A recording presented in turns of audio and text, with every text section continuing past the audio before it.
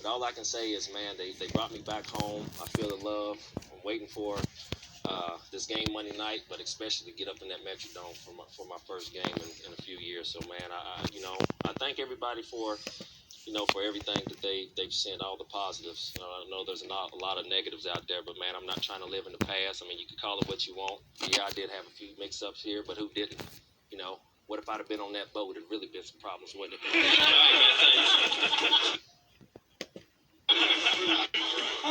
Yeah.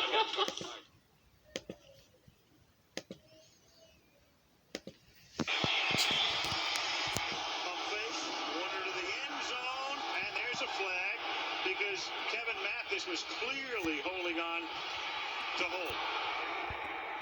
Defensive pass interference. And now you have, you've got a Cleveland kind of scene here. You got all this stuff being thrown out of, look at this.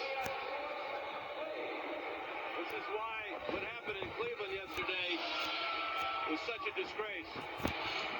And this is too. Well, they have to do what the Giants did a few years ago with the snowballs. Get some video, find out where it's coming from, and either prosecute them or find out who has the season tickets or the tickets and just take the tickets away. Take the season seats away. And the fans are trying to throw it at the officials, and in reality, they're throwing it at their own players. And now Jim Haslett will get a penalty. Larry Nemmer's throwing the flag.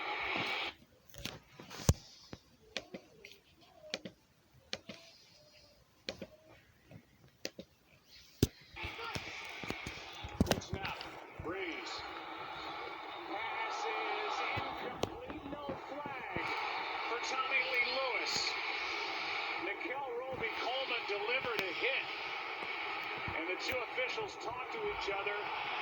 Crowd's going crazy as there's no flag right on the Saints sideline. Well, if Nikel Roby-Coleman plays the ball, it's an interception. He's probably going the other way with it. I mean, the ball's on the other side of Roby-Coleman, but that should have been a penalty. And John Payton is justifiably upset.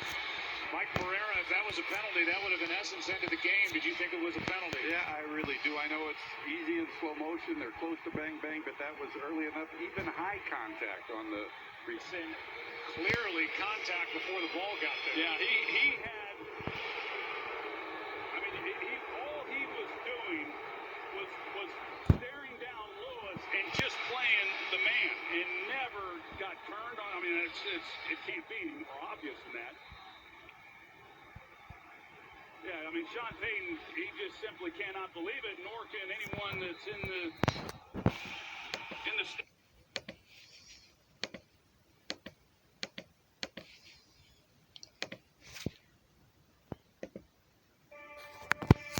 After just 1 week at Dogtown, the 22 puppies rescued from Michael Vick's property are already taking first steps toward rehabilitation.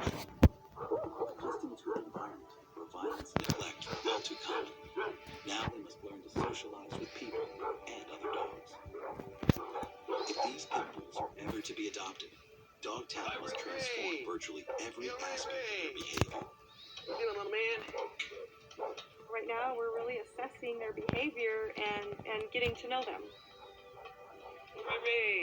A team of 5 full-time caregivers carefully introduces the dogs to a life with new routines and boundaries. Cupid, are you ready? Good boy. It appears to the staff that most have never walked on a leash, been groomed, or even experienced affection. Good boy. To work with dogs who potentially are dog aggressive can be quite challenging. Fighting dogs are conditioned to attack other dogs, so the danger of a fight always looms. The team never allows the dogs to cross paths, especially when moving them from outside pens to inside kennels. Come on, little red. The caregivers come to know each one as an individual.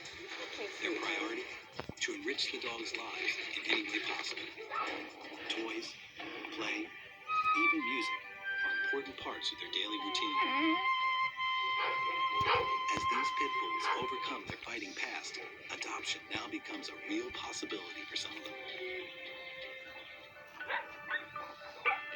Ultimately, Dogtown wants each big dog to pass the Canine Good Citizen Test, an important tool for evaluating if they're ready for adoption.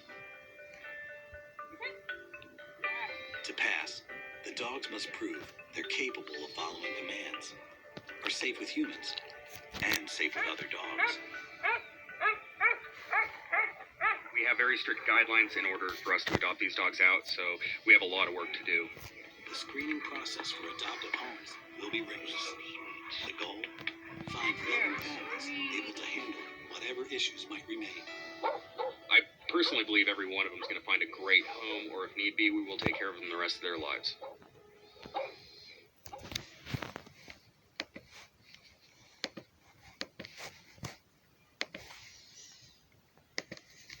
Annoyingly, as Deflategate, when the Patriots played the Colts in the AFC Championship game, somehow air came out of some of the balls that they used. And Patriots quarterback Tom Brady and Coach Bill Belichick has spent a lot of time this week denying they had anything to do with that. The NFL now is reportedly focusing on a Patriots locker room attendant.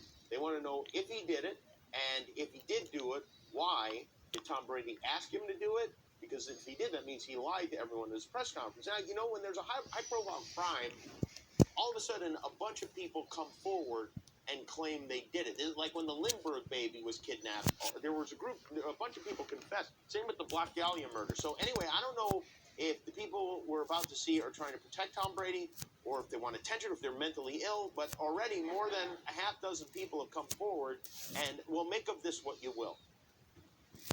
Hello, I'm Kif O'Shannon from Duxbury. On January 18th of this year, I followed the New England Patriots into Gillette Stadium. I gained access to the locker room, and I squeezed all the footballs wicked hard. That is why the balls were deflated. Hi, I'm Duffy Higgins from Rosie Square, Roslindale. I'm the one who deflated Tom Brady's footballs. My name is Donald O'Donnell MacDonald from Mobile, just off the beach. You're welcome. Let me tell you a story. A couple Sundays back, I'm in the locker room at Foxborough. I'm Tom Brady's kid's tutor, and we hear on the walkie that the Goodyear blimp is going down. It's careening into the stadium. We hear the captain yell, "We need air to save the day." Funny story. I'm at the Pats game a couple weeks back with my nephew, who's kind of a pain in the ass. He's 8 years old, and he's hacking up a lung. He's coughing really bad. He says he got bronchitis. I'm like, you don't have bronchitis, and I'm not leaving the game. I paid a lot of money for these seats. A guy named Tommy told me that one of the balls had a genie in it. I tell the guy, yeah, right, no way. He says, yes, way, and he says that's how he got a Hyundai Elantra. Now, Tommy does have a Hyundai Elantra, so I think the guy's telling the truth. So I go and I take a football. I don't want to squeeze all the air into his little lungs because, I don't want to ruin the football. So I just take a little bit of air out of most of them, like 11 out of 12 of them, and it does the trick. It absolutely saves his lungs. So I let some of the air out of the balls to release the genie. Now, in retrospect, not smart. I started sucking air out of the regulation balls in order to save those people's lives. I saved 17 people's lives. Tom Brady had nothing to do with it, but let me tell you something. If he did, he would have done the exact same thing because he's a hero. I deflated those balls myself. Right? I did it. I'm the perpetrator. If you don't want to believe me, there's nothing I can say to change your mind. I'm turning myself in. My name's Brian Salty Flanagan. I'm from Roslindale, Massachusetts. If you don't believe me, go yourself. I love you, touchdown, Tommy. It was me. It was me. It was all me. It was totally me. I am the locker room guy. I am the locker room guy. I'm the locker room guy. I'm the locker room guy. I'm the locker room guy. Take a good look, America. I'm the locker room guy. Now leave Tom Brady alone. Tom Brady had nothing to do with this because he was too busy being awesome. Let me ask you a question, all right? Who are you going to believe?